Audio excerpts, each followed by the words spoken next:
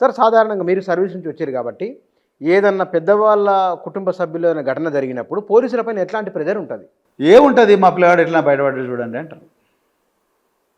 వాళ్ళు ఫోన్ చేసేది సార్ చూసుకోండి సార్ కొంచెం లైట్ సెక్షన్లో పెట్టి అంటారు. కరెక్ట్గా అదే జరిగింది ఇక్కడ. జరిగింది అదే. మా పిల్లవాడు సార్ తప్పు చేసిండు సార్ కానీ బయటపడ్డట్టు చూడండి అంటే ఎక్కువ పెద్దోళ్ళ దగ్గర పెద్దోళ్ళు అంటే ముఖ్యమంత్రి కార్యాలయం నుంచి వస్తుంది, లేకపోతే హోమ్ మినిస్టర్ కార్యాలయం నుంచి వస్తుంది. సినిమాలో జరిగినట్టు జరుగుతుందా? బరాబర్ అదే జరుగుతుంది. చూసుకోండి సార్ అంటారు. వీళ్ళు more loyal than the king. రాజు కన్నా ఎక్కువగా లాయల్ గుంటోళ్ళు వీళ్ళు. సార్ తప్పకుండా సార్ మీరు మాకు వదిలేయండి అంటారు వీళ్ళు. నియతి లేనోడైతే. నియతి ఉన్నోడైతే సార్ చూస్తాం ఏమన్నారు చూస్తాం సార్ చేస్తాం సార్ కానీ ఎవిడెన్స్ పట్టిపోతామంటే, ఇంకా కొంతమంది నియతి లేనోడైతే సార్ మాకు వదిలేయండి సార్ మేము చూసుకుంటాం, ఇవన్నీ మేము చాలా చూసినాం ఇట్లాంటివి అంటారు.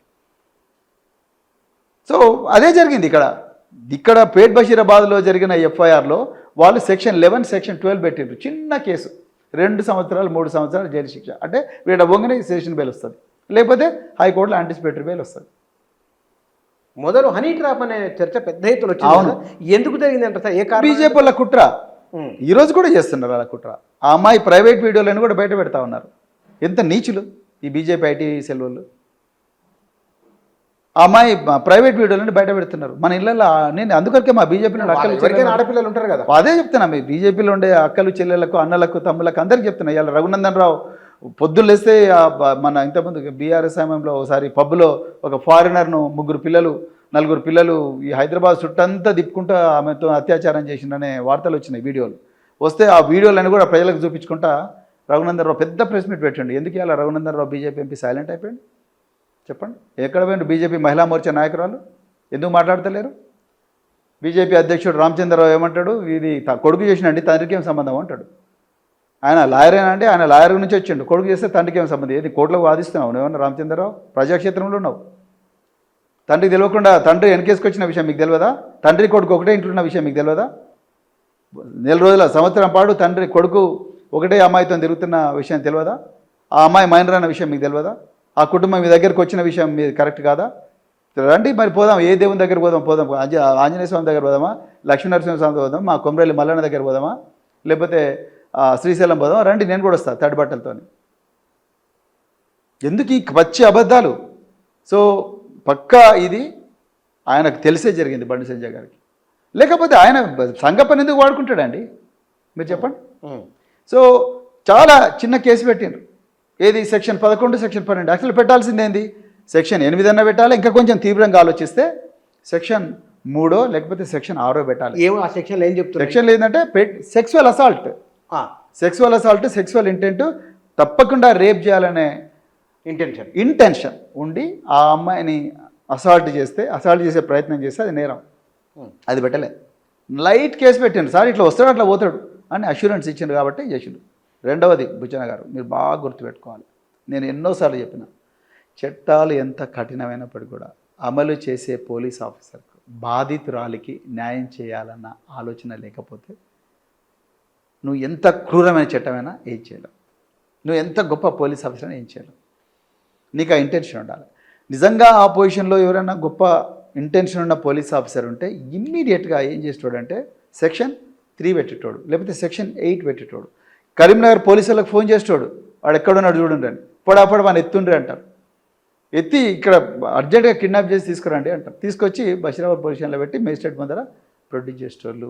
ఎందుకంటే తల్లి స్టేట్మెంట్ ఇచ్చింది. పోక్సో కేసు, ఇది మామూలు కేసు కాదు.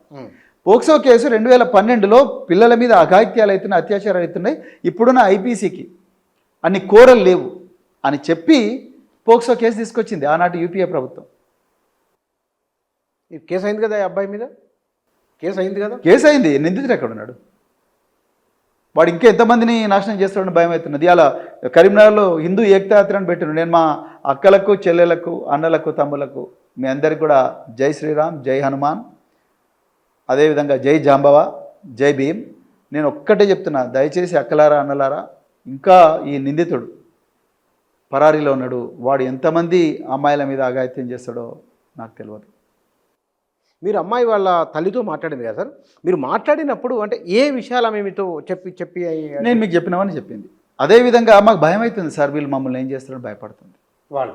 ఎస్, వాళ్ళ సోషల్ బ్యాక్గ్రౌండ్ ఏమిటి? వాళ్ళు చాలా డబ్బున్న వాళ్ళండి, రియల్ ఎస్టేట్లో ఉన్నారు వాళ్ళు. సో పెద్ద ఎత్తున రియల్ ఎస్టేట్ ఉన్నారు. దాదాపు 400-500 కోట్ల ఆస్తి ఉంటుంది. తల్లికో ఫార్చునర్ ఉంది, తండ్రికి బెంజ్ కార్ ఉంది. స్థితిమంతులు బాగా. స్థితిమంతులు వాళ్ళు 50,000 రూపాయలు వాళ్ళకి ఎందుకు? చాయ్ ఖర్చు ఎగ్జాక్ట్లీ 50,000 రూపాయలు ఎక్స్టార్షన్ చేసే రకం ఈ అనేది. పిల్లగాడు ధైర్యం ఏంటి అసలు 50,000 ఇవ్వడం ఏమిటి? అదే నాకు అర్థం కాదు. 50,000 ఇచ్చిన అంటున్నాడు, 50,000 ఇచ్చిన అంటున్నాడు. యాక్చువల్గా బుచ్చన్న గారు, ఇది బీఆర్ఎస్ పార్టీ దీని అనుకుంది అనేటో మూర్ఖులకు నేను ఒక్కటే ప్రశ్నిస్తున్నా. నేను బీఆర్ఎస్ పార్టీ బయటికి తీసుకురాలేదండి. బండి సాయి భగీరథే పోయి పోలీస్ స్టేషన్లో కేసు పెట్టిండు. ఈ అమ్మాయి నన్ను ఎస్టార్ట్ చేస్తుంది బాబు, మేము ఇట్లా తిరిగినాము, మాకు దోస్తాను ఉందని ఆయనే చెప్తున్నాడు కదా. బీఆర్ఎస్కి ఏం సంబంధం అండి? ఇది నాకు అర్థం కాదు. కానీ ఒకటి ఏమన్నారు సార్ అంటే, నేను మాట్లాడిన కొందరితో మాట్లాడినప్పుడు అబ్బాయి అమ్మాయి ప్రేమించుకున్నారు ఇద్దరు,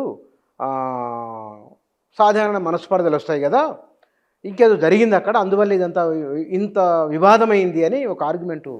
చట్టం తెలియని అమాయకులు మూర్ఖులు చేసే వాదన.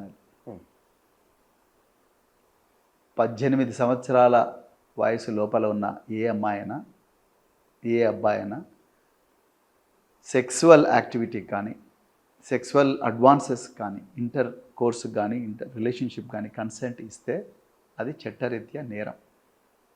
కన్సెంట్ తెలిసి జరిగినా కూడా అది నేరమే. ఆ సెక్సువల్ యాక్టివిటీ తెలిసి జరిగిన అంటే కన్సెంట్ అంటే అంగీకారం ఉన్నప్పటికీ కూడా అది నేరమే. అంగీకారం ఉన్నప్పటికీ కూడా అది నేరమే. మగవానికి శిక్ష నేరమే. ఆ అమ్మాయి స్టేట్మెంట్ చాలు, ఇంకా నువ్వేం అవసరం లేదు. అమ్మాయి స్టేట్మెంట్ వాళ్ళు తీసుకొచ్చి లోపల పడేయాలి. ఇప్పటికి కూడా చాలామంది అమ్మాయిల మీద దారుణాలు చేసిన వాళ్ళందరూ కూడా చెంచల్గూడ జిల్లా చెర్లపల్లి జైలు ఉన్నారు తెలంగాణలో. తక్కువ టైంలో అరెస్ట్ చేసేస్తారు పోలీసు వాళ్ళు. ఇది స్టాండర్డ్ రూల్ ఇది అంతే. ఎస్, అమ్మాయి స్టేట్మెంట్ చాలు, ఎందుకంటే అమ్మాయికి తెలియదు. ఇప్పుడు అబ్స్కాండ్ అంటే ఆయన దేశం దాటి పోయలేడు, ఇక్కడనే ఉన్నాడు కదా, పోలీసులు ఇంత వ్యవస్థ. దేశం దాటి పోయిండో దేశంలో ఇక్కడ ఉన్నాడో ఎవరికి తెలియదు. యూనియన్ హోమ్ మినిస్టరే చెప్పాలి, కేంద్ర హోంశాఖ మంత్రి చెప్పాలి. ఎందుకంటే దేశంలో ఉండే ఇమ్మిగ్రేషన్ అంతా ఆయన కంట్రోల్లో ఉంటుంది. మీరు చూడండి గమ్మత్తు, దేశంలో ఉండే ఇమ్మిగ్రేషన్ అంతా బండి సంజయ్ కంట్రోల్లో ఉంటుంది. ఎయిర్పోర్ట్లో కానీ సీపోర్ట్లో కానీ ఆయనే చెప్పాలి. ఈ రెండే పోయేది, ఇంకెట్ట పోనీ ఆయన చేతిలో ఉన్నాయి. ఇక ఆయన పంపించిండా లేకపోతే ఎవరు పంపించినా ఆయన చెప్పాలి. సింపుల్ బుచ్చన్న గారు, యూనియన్ హోమ్ మినిస్టర్ కొడుకే ఇందులో నేరస్తుడు, నిందితుడు. నిజానికి నైతిక విలువలు ఉన్నాడైతే రాజీనామా చేసి కొడుకుని తీసుకుపోయి పేట్ బషీరాబాద్ పోలీస్ స్టేషన్లో అప్పగిస్తారు. పదవికి రాజీనామా చేయాలి నైతిక విలువలు ఉన్నాడైతే. నిజంగా కేంద్ర ఆయన చేస్తలేడు, మరి ప్రధానమంత్రి బర్తరఫ్ చేయాలిగా. ఆయన పక్కన కూర్చోబెట్టుకుంటాడు అనండి ప్రధానమంత్రి. ఇన్ని నేరాలు ఉన్న తీసుకుపోయి ఢిల్లీలో తీసుకుపోయి ఫోటో పెట్టించుకుంటాడు. అసలు ప్రధానమంత్రి కార్యాలయంలోకి ఇన్ని నేరాలు ఉన్న వ్యక్తిని ఎట్లా రానిచ్చిండు? ఎక్కడ పోయింది ఐబీ? ఎక్కడ పోయింది ఎస్పీజీ? ప్రధానమంత్రి కార్యాలయంలోకి నేర చరిత్రను ఎట్లా తీసుకపోతే వాడు మంత్రి కొడుకా, మంత్రి అల్లుడా, అవన్నీ చూడొద్దు. సాయి భగీరథ విషయంలో తప్పు జరిగింది, ప్రపంచం అంతా చూసింది, ఆ వీడియోలు వచ్చినాయి, ఆ పిల్లవాడు చేసింది తప్పు, వానికి అధికార అహంకారము డబ్బు అహంకారము ఉన్నదని ఒక సోషల్ మీడియాలో డిస్కషన్ ఉన్నది.